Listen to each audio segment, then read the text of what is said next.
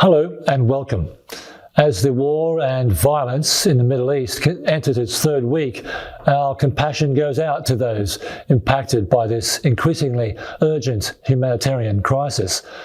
The question for global leaders and equity markets has been whether and in what way the conflict will spread across the region, across society, and across the economy. October continues to be a challenging month for investors. After 2 months of decline, equity markets had shown some signs of cautious recovery in early October, thanks in part to the price of crude oil falling from $95 to $85 per barrel. However, concern about the conflict in the Middle East has led oil prices back to around $90 a barrel. And of course, markets are uncertain whether the conflict will have wider ramifications. That said, the US dollar, typically a safe haven, has not increased in value since the conflict started, so these market fears seem concentrated in equities at present.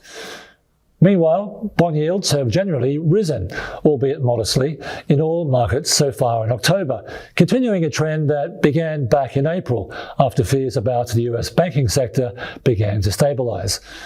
In October, central banks in the US and the UK paused their rate hiking cycles while they consider new data, leaving markets with the expectation that further moves are possible. Of special interest to central banks is labour force data, including employment changes and wages growth. Now, the US seems to be managing its inflation problem better than the UK, based on consumer price index data released in both countries in October. In the UK, wage growth is yet to be decelerating, and many companies seem to be seeking excess profits during the rising price environment. Two factors keeping inflation high in the UK.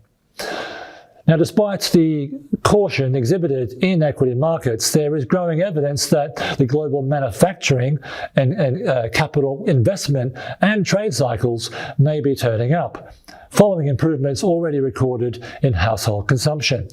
It's still early days, but still solid employment and soundness of private sector balance sheets suggest that an improving environment for risk assets is developing.